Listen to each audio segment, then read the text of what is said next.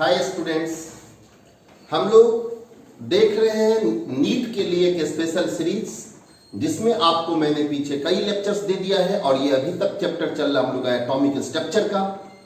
आज आपको इस लेक्चर में मैं आपको बताता हूं क्वांटम नंबर्स के विषय में। और क्वांटम नंबर्स की अगर बात करें तो अगर नीट के एग्जाम के आप प्रीवियस ईयर के क्वेश्चंस को देखिएगा तो आप मान लो कि नॉर्मली एक क्वेश्चन प्रत्येक ईयर में पूछता है। यानी अभी का ये जो 15 से 20 मिनट का एक लेक्चर होगा जिसमें आपका एक क्वेश्चन नीट के लिए आपको अभी ही प्रिपेयर्ड हो जाएगा। आपको वहां पे जाके सिर्फ बबल करना है। तो चलिए हम सीधे आपको ले चलते हैं कि क्वांटम नंबर्स क्या होता है। कुछ बात दोस्तों, चूंकि मैंने पहले भी कहा है कि मैं कम समय में कोर्स करा रहा हूं कि आपको एक लेक्चर एक क्वेश्चन बन जाए, तो कुछ बात आपको सुन के रखना है। सबसे पहले आइए क्वांटम नंबर्स क्या होता है। क्वांटम नंबर्स को अगर डिफाइन किया जाए तो मैं अपने ढंग से डेफिनेशन देता हूं कि the set of 4 numbers which obtain from, या आप ऐसे बोलिए पहले, the set of 4 numbers which gives full address of electron in an atom. यानी आप ऐसे कहिए कि इलेक्ट्रॉन का पूरा पता बताने वाले 4 नंबर्स के समूह को हम लोग क्या कहते हैं, क्वांटम नंबर्स कहते हैं। एक बार फिर से बोल दूं, the set of 4 numbers which gives full address of an electron in an atom is known as quantum numbers. Electron का पूरा पता बताने वाले नंबर्स को हम लोग कहते हैं क्वांटम नंबर्स। क्लियर है? अब आइए टॉपिक को हम लोग आगे बढ़ाते हैं। क्वांटम नंबर्स 4 तरह का होगा, जो आपने कहा कि 4 नंबर्स। एक का नाम प्रिंसिपल, याद रखना पड़ेगा आपको।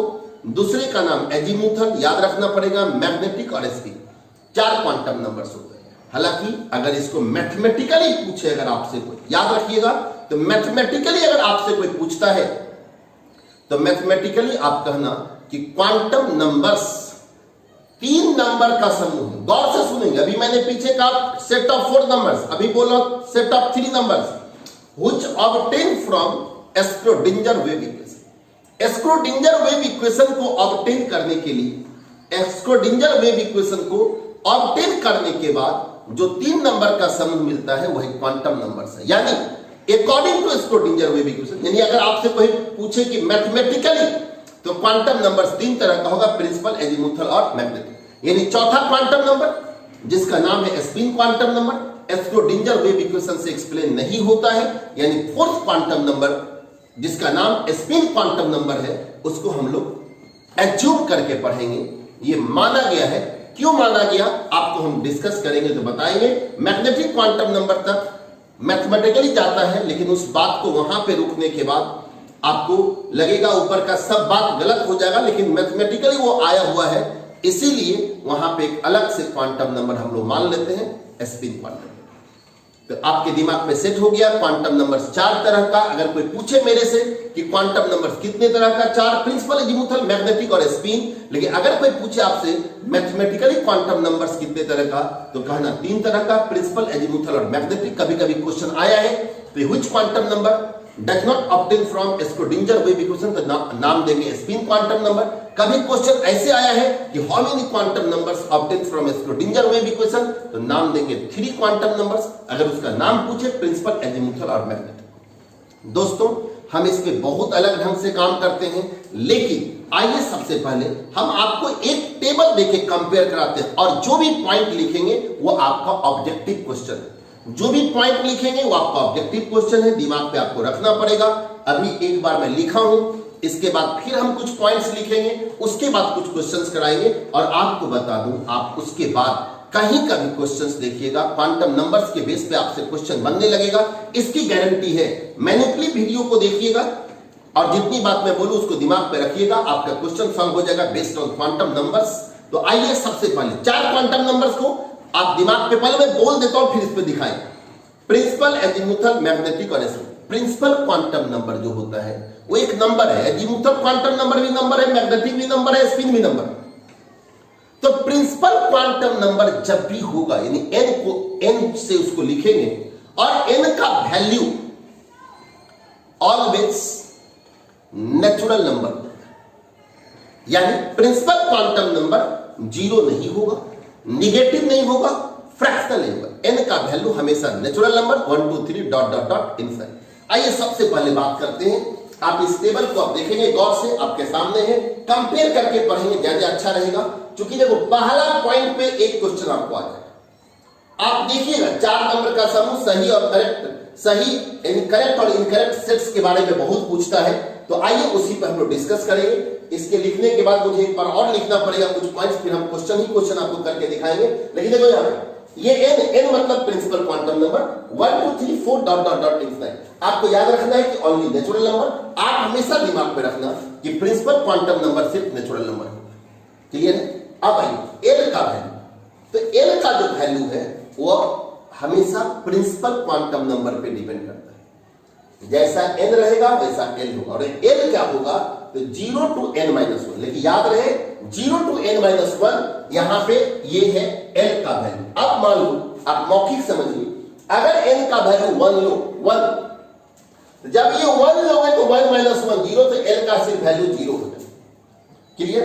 अगर n का वैल्यू 2 लिए, तो जब 2 लेंगे तो 0 से 0 तो लेना ही है, और 2 minus 1 तो 1 होगा, तो 0 और 1 होगा।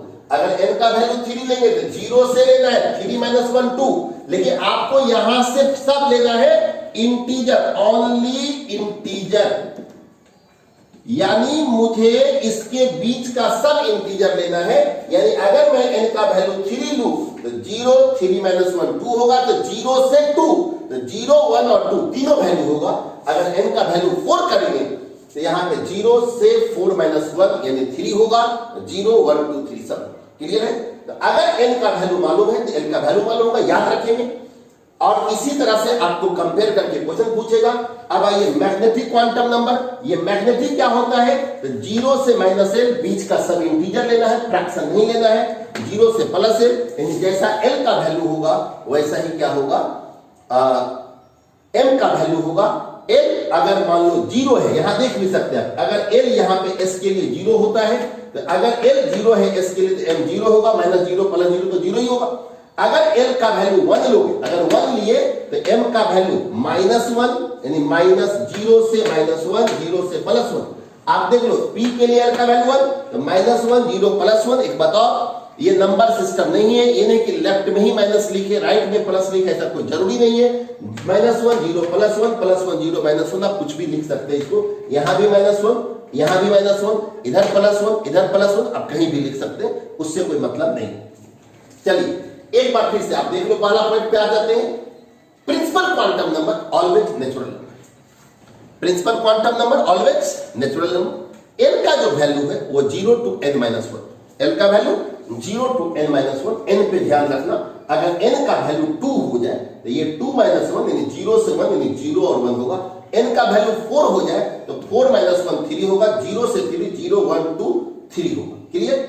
और m का वैल्यू जितना l रहेगा उसी के माइनस और प्लस 0 इंक्लूडिंग 0 से माइनस है और प्लस है। स्पिन क्वांटम नंबर तो किसी भी इलेक्ट्रॉन के लिए प्लस हाफ या माइनस है। स्पिन क्वांटम नंबर में ज्यादा झंझट नहीं है, आप हमेशा s का वैल्यू या तो माइनस हाफ या तो प्लस हाफ किसी भी इलेक्ट्रॉन का, ऐसा नहीं कि आप कंसेप्ट लोगे नहीं कि अपवार्ड है तो प्लस और डाउनवार्ड है तो माइनस, वो एजम्पशन है। आपको अगर दोनों स्पिन में है, अप और डाउन यानी अपवार्ड डाउनवार्ड यानी क्लॉक और एंटी क्लॉकवाइज दोनों है, एक को प्लस हाफ दूसरे को माइनस हाफ, क्योंकि दोनों अपोजिट स्पिन में रहेगा, इसकी कंडीशन है। सेम स्पिन में इलेक्ट्रॉन नहीं रहेगा क्योंकि मैग्नेटिक फील्ड डेवलप करेगा, और सेम स्पिन में रह के सेम तरह का मैग्नेटिक फील्ड डेवलप करेगा तो वो रिपल्सन होगा। इसलिए अपोजिट स्पिन दिखाना है, और अपोजिट स्पिन में अपोजिट मैग्नेटिक फील्ड डेवलप होता है, और इसीलिए दो इलेक्ट्रॉन में अट्रैक्शन को दिखाया गया है, इसीलिए वो माना गया क्वांटम नंबर है। तो किसी भी इलेक्ट्रॉन का spin quantum number plus half और माइनस हाफ। दोस्तों एक बार फिर से बोल दूं, principal quantum number always natural number, azimuthal quantum number 0 to n minus l, और मैग्नेटिक क्वांटम नंबर -l 0 से +l। इसके बेस पे एक क्वेश्चन, अगर आप ये पॉइंट को क्लियर कर लेते हैं तो मैं अभी क्वेश्चन दिखाऊंगा कि अगर ये क्लियर है तो एक क्वेश्चन। अब आइए, अब जो ये n का वैल्यू 1 2 3 4 है, ये क्या बताएगा? तो अगर n का वैल्यू 1 है तो ये ऑर्बिट बताएगा, फर्स्ट ऑर्बिट है k। अगर n का वैल्यू 2 है तो ये सब ऑर्बिट बताएगा सेकेंड, इसका नाम है l। n का वैल्यू 3 है m, n का वैल्यू, ये नहीं है ऑर्बिट को दिखाता है। अब ये क्वांटम नंबर जो है ये ऑर्बिट का इंफॉर्मेशन देता है। कैसे देगा? तो फर्स्ट ऑर्बिट को K, सेकेंड को L, थर्ड को L। क्लियर? और ये जो क्वांटम नंबर है L का वैल्यू, ये सब ऑर्बिट बता। अगर L का वैल्यू 0 हर जगह है तो S, L का वैल्यू 1 तो P, ये आपको दिमाग पे रखना है। L का वैल्यू 2 तो D और L का वैल्यू 3 तो F। अगर 1 हो आगे लिख देगा, L का वैल्यू 4 होगा तो ये 0 होगा। अगर आगे और लिखता हो L का वैल्यू 5 होगा तो ये H होगा। काम अभी हम लोग का F तक करते हैं। कुछ वर्ड में बता दो। S का वर्ड का मतलब जो आया है वो शार्प से आया है, P प्रिंसिपल से आया है, D डिफ्यूज से आया है, F फंडामेंटल से आया है। G के बारे में कहा गया है कि ये जब आएगा तो जनरलाइज वर्ड से आएगा। SPDF L का वैल्यू आपके दिमाग में रखना पड़ेगा। अब देखो, अगर L का वैल्यू 0 है तो M का वैल्यू 0 -1 + 1 तो 0 होगा। ये ऑर्बिटल का सिंबल है। अगर L का वैल्यू 1 होगा तो M का 3 वैल्यू -1 0 + 1 तो ये ऑर्बिटल है। तो P के पास 3 ऑर्बिटल। यहां पे D के लिए अगर 2 है तो -2 -1, देखो 0 से -2 तो बीच में -1, 0 से +2 तो बीच में +1, तो 0 +1 +2 -1 -2 तो 5 हो जाएगा। तो D के पास होता है 5 ऑर्बिटल्स, F के पास इसी तरह से होगा 7 ऑर्बिटल्स। अब देखो, प्रिंसिपल क्वांटम नंबर बताता है ऑर्बिट एंगुलर मोमेंटम। इसका क्या नाम है? ऑर्बिट। जहां पे ये ऑर्बिट नंबर है, ये ऑर्बिट नंबर याद रहेगा। प्रिंसिपल देखो, अब क्या सब हुआ, एक बार वैल्यू जाने, फिर ये ऑर्बिट बताया, सब ऑर्बिट बताया, ऑर्बिटल बताया। प्रिंसिपल क्वांटम नंबर देता ऑर्बिट एंगुलर मोमेंटम NH/2π, जहां पे H प्लैंक कांस्टेंट है। मैं H का वैल्यू आपको कहीं लिख देता हूं, ऐसा सुन लीजिए। H का वैल्यू होता है, हम लोग पीछे पहला लेक्चर में प्लैंक क्वांटम थ्योरी पर चर्चा भी किए हैं। तो H का value 6.625 into 10 to the power -34 joule into second. लेकिन जब एंगुलर मोमेंटम पूछा जाएगा तो H के टर्म में ही आंसर दिया जाएगा। तो ये ऑर्बिट एंगुलर मोमेंटम। और यहां देखिए, ये कैपिटल L जो है, देखो √L into L + 1 into H/2π, ये बहुत ही पॉपुलर पार्ट है। ये इसका नाम है ऑर्बिटल एंगुलर मोमेंटम। क्या नाम? Orbital angular momentum. और ऑर्बिटल एंगुलर मोमेंटम का वैल्यू आपके सामने है √L into L + 1 into H/2π। जहां पे ये स्मॉल l जो आप देख रहे हैं, स्मॉल l क्या है? अजीमुथल क्वांटम नंबर है। कोई भी s इलेक्ट्रॉन होगा, L का वैल्यू 0। जब यहां 0 करोगे तो पूरा टर्म 0 होगा। तो आप ऐसे याद रख लीजिए, तो किसी भी s इलेक्ट्रॉन के लिए ऑर्बिटल एंगुलर मोमेंटम का वैल्यू 0 होगा। अगर कोई p इलेक्ट्रॉन लोगे तो L का वैल्यू 1 होगा। जब यहां 1 करोगे तो 1 + 1 तो 2 हो जाएगा, इंटू 1 तो 2 हो जाएगा, तो √2 H/2π। क्लियर है? आप किसी D के लिए बात करेंगे तो D के लिए L बराबर 2 होगा, तो 2 + 1 3 होगा, 3 2 जा कितना 6 होगा, √6 H/2π। ये दिमाग में रखो, किसी D के लिए √6 H/2π।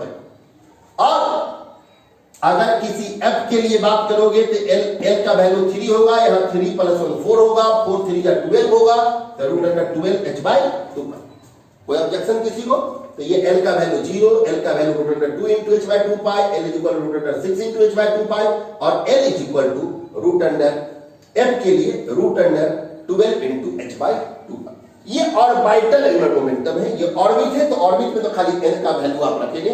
फर्स्ट ऑर्बिट के लिए हम 1 रखेंगे, सेकेंड के लिए 2 रखेंगे, थर्ड के लिए 3 रखेंगे।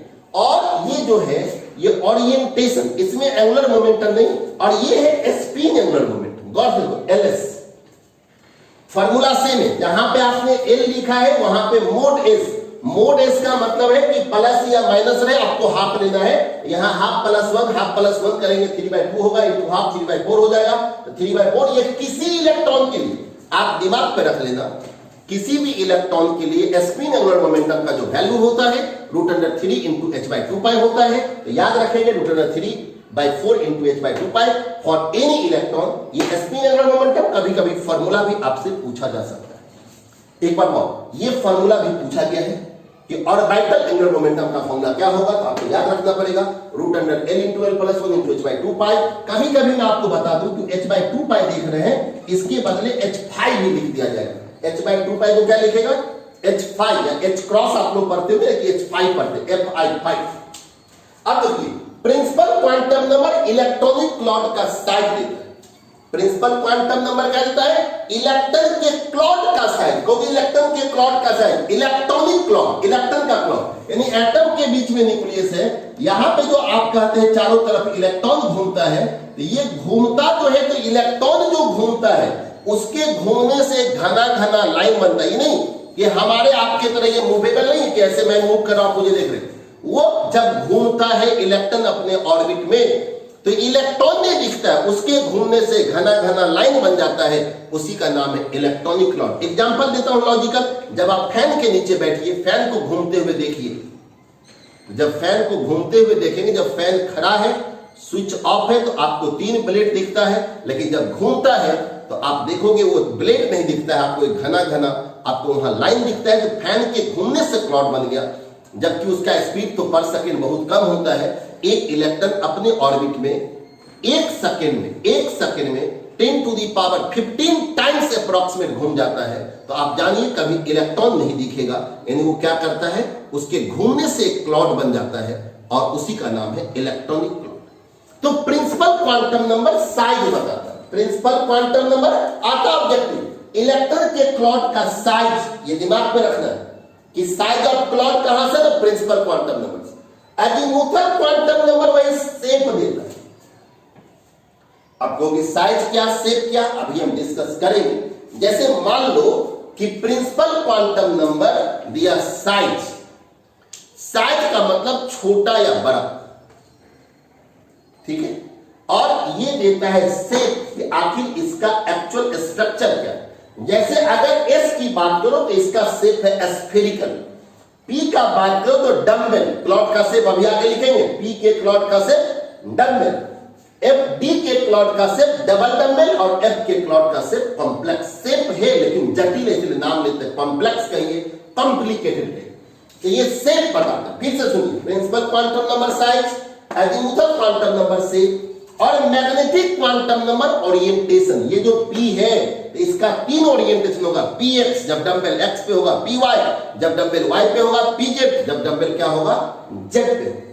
तो ये देता हूं ओरिएंटेशन ऑफ क्लॉट। अब आइए principal quantum number maximum electron in orbit, orbit में मैक्सिमम। तो ये फार्मूला भी पूछा हुआ है कि किसी ऑर्बिट में मैक्सिमम इलेक्ट्रॉन का फार्मूला 2n², ऑर्बिट का मैक्सिमम। अजीमुथल क्वांटम नंबर देता है सब ऑर्बिट में मैक्सिमम। देखो ये मैक्सिमम इलेक्ट्रॉन इन सब ऑर्बिट, ये सब छोटा छोटा टर्म पे याद रखिए। Maximum electron orbit 2n², maximum electron इन सब ऑर्बिट 4l+2, या 4l+2 को आप 2 × 2l+1 भी लिख सकते हैं, याद रहे।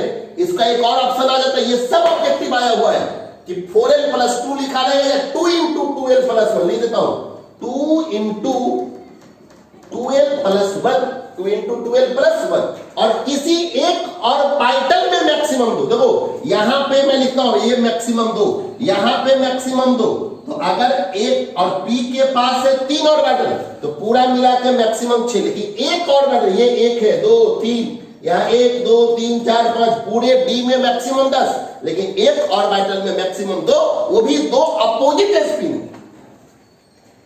अभी इतना पॉइंट आपके सामने, ये सब ऑब्जेक्टिव है। एक बार फिर से समराइज करते हैं, मुझे कुछ बात और लिखना है क्वांटम नंबर्स पे। अब आराम से सुनिएगा आप लोग। प्रिंसिपल क्वांटम नंबर हमेशा नेचुरल नंबर होता है।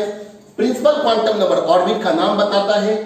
अगर n का वैल्यू 1 होगा तो फर्स्ट ऑर्बिट k होगा, n का वैल्यू 2 होगा सेकंड ऑर्बिट l होगा। Principal quantum number orbit angular momentum को देता है जो h/2π होता है। प्रिंसिपल क्वांटम नंबर इलेक्ट्रॉन के क्लॉट का साइज बताता है, याद रहे, और मैक्सिमम इलेक्ट्रॉन ऑर्बिट में बताता है जो कितना 2l² होता है। अब देखो ये l का वैल्यू 0 to n-1 होता है, ये बहुत जरूरी है। n पे डिपेंड करेगा l का वैल्यू, n के अनुसार l के वैल्यू को दिमाग पे रखना पड़ेगा। अभी मैं क्वेश्चन कराऊंगा आप लोगों को, तो 0 to n-1, l का वैल्यू 0 फिक्स है। s कहीं भी l 0 होगा तो s ही होगा, कहीं भी l 0 तो s होगा, याद रखना, कहीं भी l 0 तो s, कहीं भी l का वैल्यू 1 तो p, कहीं भी l का वैल्यू 2 तो d, l का वैल्यू 3 तो f, अगर आगे l का वैल्यू 4 होगा तो g, 5 होगा तो h। सार प्रिंसिपल डिफ्यूज फंडामेंटल जनरलाइज से वर्ड का कांसेप्ट है ये, और वाइटल इलेक्ट्रॉन मोमेंटम देता है जो फॉर्मूला बहुत जरूरी है आपको याद रखना, √L × L+1 × h/2π। ये फॉर्मूला से भी काम आएगा। h/2π को h5 भी बोला जाता है। और किसी भी इस इलेक्ट्रॉन के लिए कैपिटल L का वैल्यू 0 आप दिमाग पे रख लीजिए। हम यहाँ पे L का वैल्यू पुट करके रखे हैं। किसी P के लिए कैपिटल L का वैल्यू √2h/2π, किसी D के लिए √6h/2π, किसी F के लिए √12h/2π। Azimuthal quantum number Claude का शेप बताता है, azimuthal quantum number maximum electron बताता है, लेकिन सब ऑर्बिट में कहोगे कैसे, तो 2 × 2l+1 बोलिए या 4l+2 बोलिए। यहां पे ऑर्बिटल का कांसेप्ट है, ये पल दो m का वैल्यू 0 से -l, 0 से +l, बीच का सिर्फ इंटीजर लेना है, फ्रैक्शन नहीं लेना है। यहां पे फिर सबका वैल्यू लिखा गया है। ओरिएंटेशन देता है क्लॉड का कि वो जो आपने शेप यहां पढ़ा उसका ओरिएंटेशन वर्ड का मतलब था सजावट, आखिर वो कैसे 3 डायमेंशन में सजा हुआ है उसकी चर्चा करता है। इसी से ऑर्बिटल का कांसेप्ट मिलता है। किसी एक ऑर्बिटल में मैक्सिमम 2 रहेगा, वो भी अपोजिट स्पिन, मैक्सिमम 2, एक रह सकता है, 3 नहीं यहां रहेगा, एक में 3 कभी नहीं रहेगा, मैक्सिमम 2, वो भी opposite spin. Spin quantum number का वैल्यू ऑलवेज +- होगा, और स्पिन एंगुलर मोमेंटम जो होगा किसी इलेक्ट्रॉन के लिए √3/4 × h/2π या √mod s × mod s +1 × h/2π। अभी आपके सामने कुछ बात, ये सब ऑब्जेक्टिव है। अगर आप इसके बेस पे देखोगे क्वांटम नंबर्स के बेस पे सब कुछ आपसे बनने लगेगा, लेकिन मुझे कुछ बात और डिस्कस करना है और उसके बाद कुछ क्वेश्चंस को दिखाना है। आइए कुछ और पॉइंट आपके सामने रखते हैं कि इसके बेस पे जो आप क्वांटम नंबर्स देख रहे थे, कुछ पॉइंट और आप कर देखो। मैंने प्रिंसिपल क्वांटम नंबर में यहां लिखा है n, अगर प्रिंसिपल क्वांटम नंबर का वैल्यू इंक्रीज करेगा, एनर्जी ऑफ इलेक्ट्रॉन इंक्रीज करेगा। जैसे जैसे n बढ़ता है इलेक्ट्रॉन का एनर्जी बढ़ेगा। k l m n dot infinite पे बात करें तो आपने पढ़ा है k के लिए n का वैल्यू 1, यहां 2, यहां 3, यहां 4, यानी k से अधिक एनर्जी l में, उससे अधिक m में, उससे अधिक n में, यानी सबसे अधिक एनर्जी कहां होता है, इनफिनिट में। लेकिन जब सब ऑर्बिट की बात होगी, बहुत पॉपुलर है, इस पे आपको मैं 3 स्टार लगा देता हूं। एक क्वेश्चन इस पे आता है कि एनर्जी इक्वल टू होता है n+l, higher n+l higher energy, lower n+l lower energy. आप ये जानो, अगर 2 का एनर्जी निकालना है n+l निकाल दो, जिसका n+l ज्यादा होगा एनर्जी ज्यादा होगा। एग्जांपल दो, 4s 3d, 4 का 4 लिखा। इसके लिए आपको याद रखना है एजीमुथल क्वांटम नंबर 0, तो 4 + 0, यहां पे 3 का 3 लिखा। d के लिए l का वैल्यू 2 मैंने बताया है, s के लिए 0, p के लिए 1, d के लिए 2। तो यहां पे आप देख लो कि 3d है तो 4 + 0, 3 + 2 5, इसका ज्यादा है इसका कम है, तो 4s और 3d में 3d का एनर्जी क्या होगा, ज्यादा। आप कहीं भी कंपेयर कर सकते हो। अगर मैं यहां 6s लिखूं, यहां पे 4f लिखूं, तो 6 + 0 6 होगा, 4 + 3 = 7 होगा। 4 + 3 ज्यादा है, इसलिए 6s से ज्यादा एनर्जी किसका होगा, 4f का होगा। कहीं भी higher n+l higher energy, lower n+l lower energy. लेकिन आपको कई ऐसा केस दिखेगा कि 2 का n+l का वैल्यू बराबर होगा। तो मैंने लिखा है when n+l वैल्यू ऑफ 2 सब ऑर्बिट्स आर इक्वल, जब 2 का n+l का वैल्यू इक्वल हो जाए, कहते then higher and having higher energy. तब जो n का वैल्यू देख दो, ये n को देख के तब काम चलाएंगे। कब काम चलाएंगे n को देख के, जब बराबर होगा।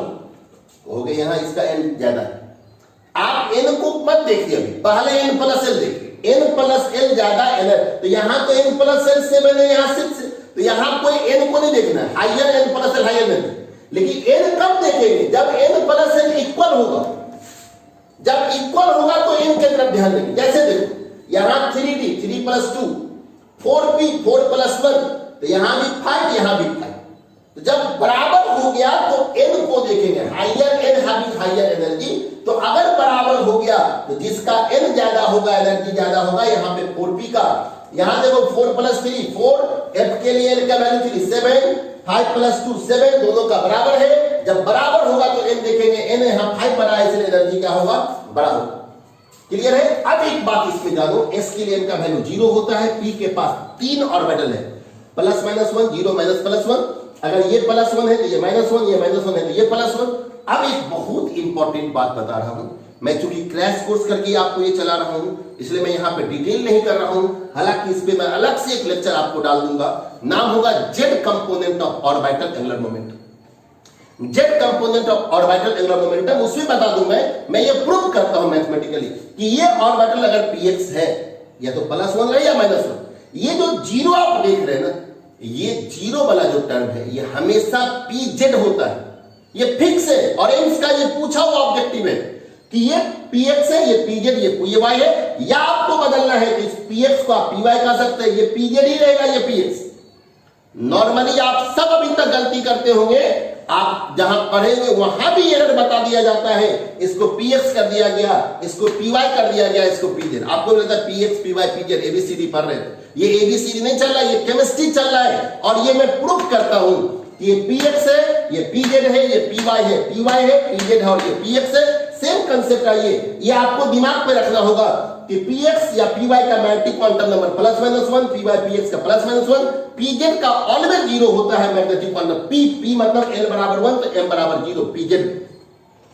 अब देखो dxy का फिक्स वैल्यू +-2, dyz का +-1, dz² फिर यहां पे 0 है, zx रहेगा तो +-1, dx² एक बताओ छोटी छोटी बात को मैं बता दूं, इसको कई स्टूडेंट dx² -y² चल रहा है, ये अलजेब्रा नहीं है, ये कोऑर्डिनेट का सेक्शन है, इसको पढ़ेंगे dx² y²।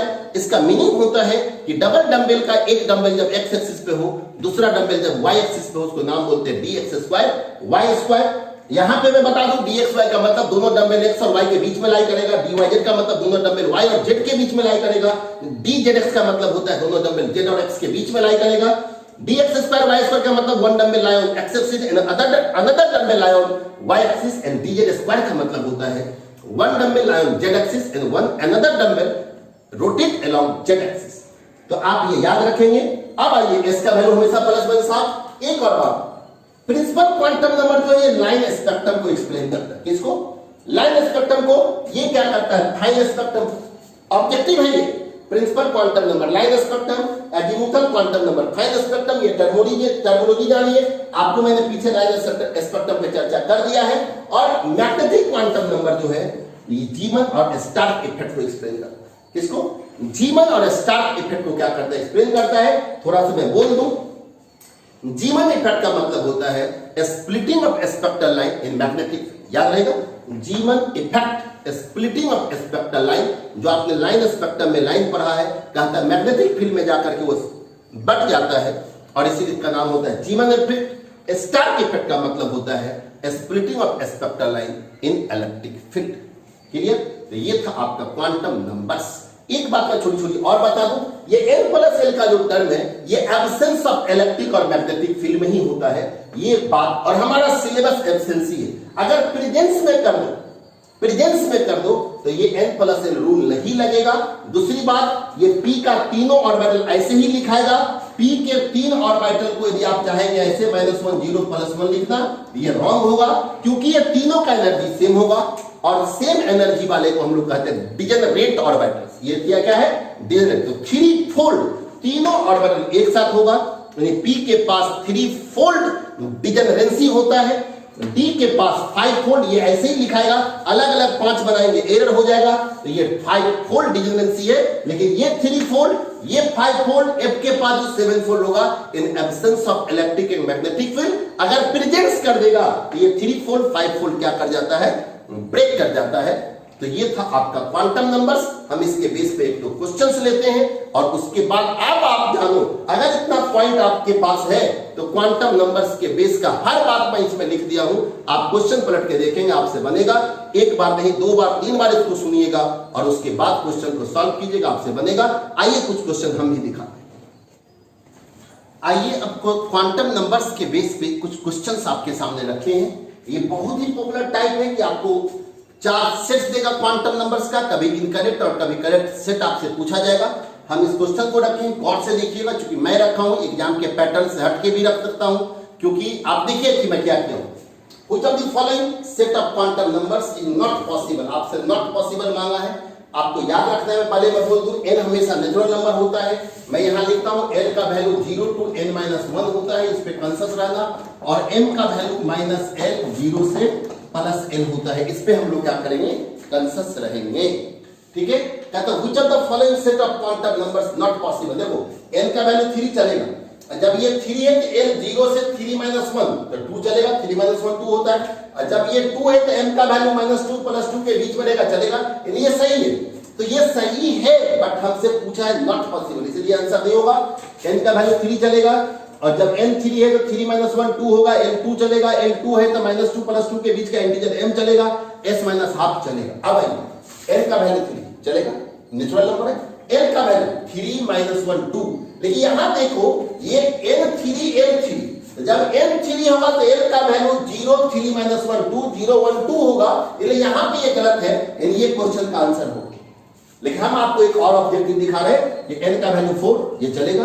जब 4 है तो N1 4 माइनस 1 3 0 1 2 3 तक चलेगा, ये भी सही। जब N1 है तो m का वैल्यू -1 0 +1, तो यहां पे ये फिर गलत है। मैं जान के दो ऑप्शन दिया, एक ही में करा दिया आपको कि यहां पे फिर गलत हो गया और s का वैल्यू प्लस आप सही है, लेकिन ये भी आंसर, यानी इस क्वेश्चन का जो आंसर क्या है, सही। आपसे ऐसे क्वेश्चन पूछता है, कॉन्सेप्ट रहना, ये दिमाग में रहेगा तो मुझे लगता है बनेगा। और ये क्वेश्चन का एरिया है। अब पहले 2p ऑर्बिटल्स है, 2p ऑर्बिटल, एक दूसरा क्वेश्चन 2p ऑर्बिटल, तो देखो n का वैल्यू 2, अब p के लिए n का वैल्यू 1, तो यहां पे 1 दिया तो ये गलत है, ये गलत हो गया। यहां पे 1 देके फिर गलती किया, यहां पे 2 सही है, n 1 है, p के लिए n का वैल्यू 1 हो गया। आगे ये 2 सही है, l 0 तो s के लिए होता है, इसलिए इसका एक आंसर सही है और वो कितना है, c नंबर।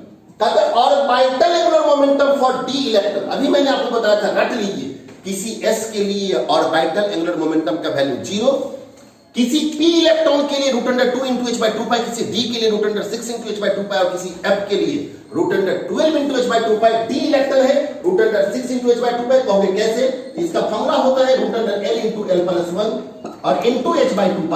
और d के लिए आप जानते होंगे, d के लिए l का वैल्यू कितना, 2 होता है। जब 2 होगा, यहां 2 + 1 3 3 2 6, √6 into h/2π। लेकिन ये सब बात को दिमाग में रखिएगा और यही था आपका क्वांटम नंबर्स। मुझे अपना एक्सपेक्टेशन है, अगर तरीके से आप देखेंगे आपका अप्रॉक्सीमेट क्वेश्चन सॉल्व हो जाएगा। इसमें और एक फोकस रखना, ये लाइन पूछता है, ये लाइन पूछता है किस क्वांटम नंबर से क्लॉड का साइज शेप, जैसे 2p और 3p है, p और p है, दोनों डम्बेल है, शेप दोनों का सेम है, चूंकि अजीमुथल क्वांटम नंबर से सेम है, लेकिन 2p और 3p में दोनों के डंबल का साइज अलग होगा। 2p 3p principal quantum number different है, तो 2p का डंबल छोटा होगा, 3p का डंबल क्या होगा, बड़ा होगा, साइज बड़ा होगा, शेप सेम रहेगा। एक बात और, एनर्जी वाला कंसेप्ट याद रखिएगा, n + l, higher n + l higher energy, lower n + l lower energy, और जब दो का n + l का वैल्यू सेम होगा तो higher n higher energy and lower n lower energy. Clear? Principal quantum number line spectrum, azimuthal quantum number fine spectrum, और magnetic quantum number G1 और स्टार्क इफेक्ट को क्या करता है, एक्सप्लेन करता है। और यही था आपका क्वांटम नंबर्स। गौर से इसको एक बार दो बार देख लीजिएगा और मैक्सिमम क्वेश्चन को प्रैक्टिस कीजिएगा, आपसे क्वेश्चन बनेगा। आगे कुछ और टर्म हम इस लेक्चर्स में लेके लाएंगे, लेकिन फिलहाल इस लेक्चर में